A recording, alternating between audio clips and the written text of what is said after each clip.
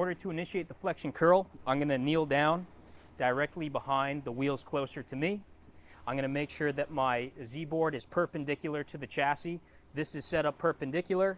This would be considered parallel to the chassis. I'm going to place my hands straight out in front of me, almost like I'm pushing.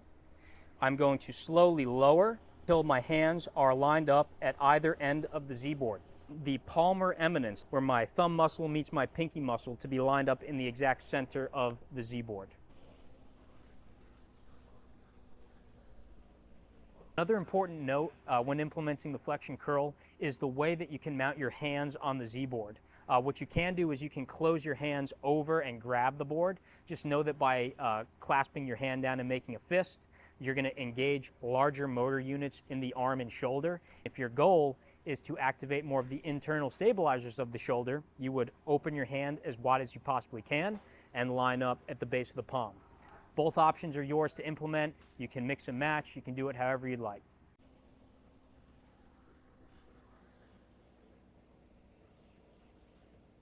Now that I have my hands placed on the Z-board, now I'm going to lift my hips and roll forward. Before actually displacing the hyperstride forward in the flexion curl, is you're going to want to feel a flexion in your lumbar spine right there.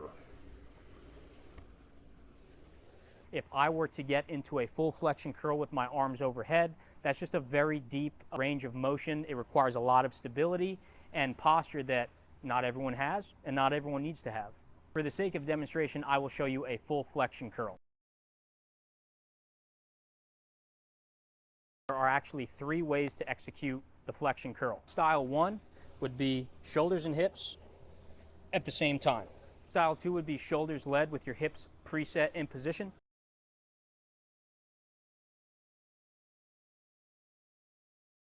Style 3 would be your shoulders preset in position led by the hips.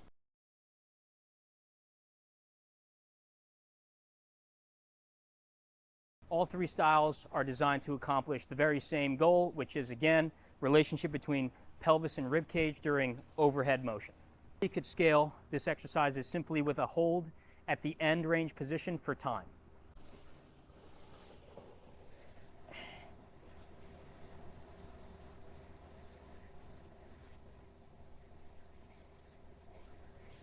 Another way you can scale the flexion curl is simply with external load, whether it's a weighted vest or with bands anchored at either end of the chassis.